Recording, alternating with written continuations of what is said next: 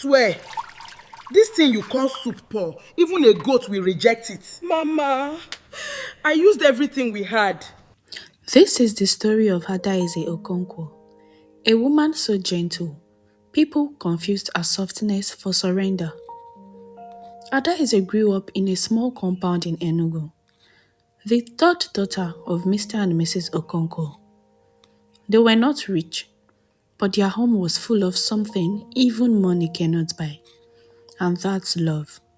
Adaeze's father would say, Adaeze, you are our crown. Whoever marries you must know. Emeka walked into Adaeze's life on a rainy Thursday afternoon in her final year. He was charming, deeply charming. They became friends at first, and from there, something beautiful happened. They got married. Adaeze's mother was suspicious. She would say, he is too smooth. A man that smooth has something to hide. But her father liked him. Adaeze cried happy tears on her wedding day, but little did she know, those would be the last happy tears she would cry for a very long time. The first sign came on their wedding night. Emeka's mother knocked on their hotel room door at 11 p.m. Emeka, I need water. My legs are paining me. Emeka jumped out of bed immediately, because of course he was a mama's boy. And Adaeze sat up confused.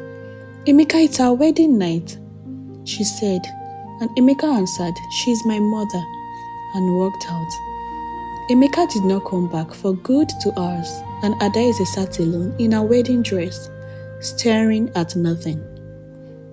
After their wedding, Adaeze and Emeka moved into Emeka's family compound in Owerri. Mama ruled that house like a military general. She had 3 house girls, but the moment Adaeze arrived, they were relieved of kitchen duty. She would say, my son's wife will cook for his family. That is her job. So Adaeze would wake up at 5 a.m. every day. She swept, she mopped, she cooked 3 meals. She washed Emeka's clothes by hand because Mama said machines made clothes smell wrong. Swear, this thing you call soup pour, even a goat will reject it. Mama, I used everything we had. One day, Mama entered the kitchen and poured Adaeze's soup down the drain. She then called Emeka and said, your wife is trying to poison you. This food smells off. And Emeka never questioned his mother, not once. Then finally Mama said, you are barren, and that is your problem. Your womb is a graveyard. Meanwhile, Adaeze had only been married 8 months, and already she was being called barren. One night, it was 3 a.m. Everyone was asleep. The compound was quiet. Adaeze had finally closed her eyes after hours of crying silently into her pillow. Then Mama knocked. Emeka, open this door. Emeka panicked and rushed to the door. Mama, what happened? Are you okay? Thinking something bad has happened to his mother, the door swung open. Mama stood in the doorway, Ankara night wrapper loosely tied, and then she started crying. Mosquito, my room is full of mosquito. I cannot sleep there. I have been suffering since midnight, Emeka. Adaeze sat up slowly in bed. She blinked and looked at the wall clock. It was 3:07. Adaeze was shocked. Mama, it is 3 a.m. in the morning. But Mama did not even look at her. Mama walked straight to the bed, pulled back the blanket, and began climbing in. Mama settled in. Mama said, Emeka, move, let me sleep in the middle. You people are young, you can manage. Emeka said without hesitation, yes, Mama, no problem. I hope you are comfortable. Adaeze was stunned. Emeka, this is our bedroom. But before she could finish her sentence, Emeka cut her off. Adaeze, don't start. Mama pulled the blanket fully over herself and slept off within minutes. She was snoring. Adaeze sat at the edge of the bed, crying, staring at the wall. It was a Sunday afternoon. Mama's relative had come to visit. Adaeze had cooked for everyone and cleaned up after them. She was exhausted. Mama began to tell the relatives, you see this girl? After 1 year, nothing, no child, and you're beginning to think she is cursed. The relative laughed nervously, and something rose in Adaeze's chest. Adaeze said firmly to Mama, Mama, I have respected you from the first day I walked into this house. I have never answered you back. I am asking you, please stop. Don't disgrace me in front of these people. Mama was shocked, but she quickly shouted, Emeka, are you seeing this? Are you seeing your wife? Emeka stood up and said, Adaeze, apologize now. And Adaeze said, I have done nothing wrong. But before she could complete her sentence, Emeka slapped her right at the face. The sound cracked through the room like thunder. Adaeze's head snapped sideways. Nobody could move. From that night, Adaeze changed completely. She stopped crying or begging. She stopped hoping Emeka would change. Instead, she became a recorder. She recorded every incident, every insult, every bruise, every threat, the date, the time, the witnesses. She wrote in that small notebook inside the Bible. She began leaving her phone on the kitchen counter, voice recorder running whenever Mama came in. Adaeze called her sister on the phone, Ngozi, and explained everything that has been happening. She was done being silent.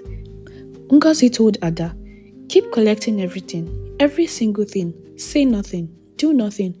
I am building your case from here, and then we can finish them. Adaeze discovered she was pregnant. She sat on the cold bathroom floor and wept silently, but this time with gratitude. She told Emeka that evening, but he looked at her and said, Are you sure it is mine? The words landed like a second slap, and she was in disbelief. This man she had been faithful to through everything. Mama also said, pregnancy does not prove anything, no. Let us wait and see if you can even carry it. But God kept that baby, a boy, healthy and strong. They named him Chukwuebuka. God is great. And even with a grandchild in her arms, Mama did not soften. Adaeze was done. She picked up her phone and called Ngozi. It is time.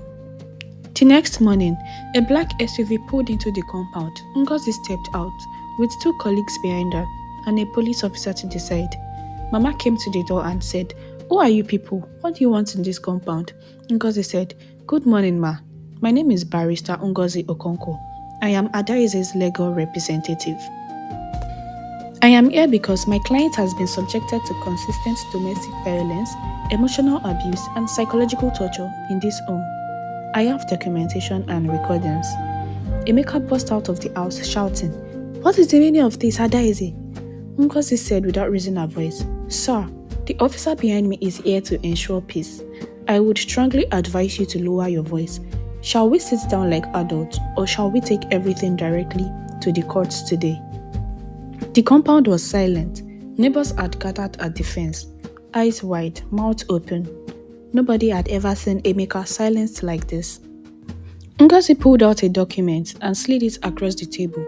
This is a private medical report obtained 6 months ago. Ngozi turned to look at Mama.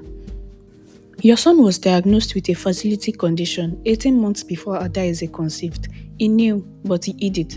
And instead of being honest with his wife, he allowed his own mother to call an innocent woman barren. And for the first time, Mama had nothing to say. The next morning, Adaeze packed one bag, just one. She took her certificate, her documents, and her baby, and left.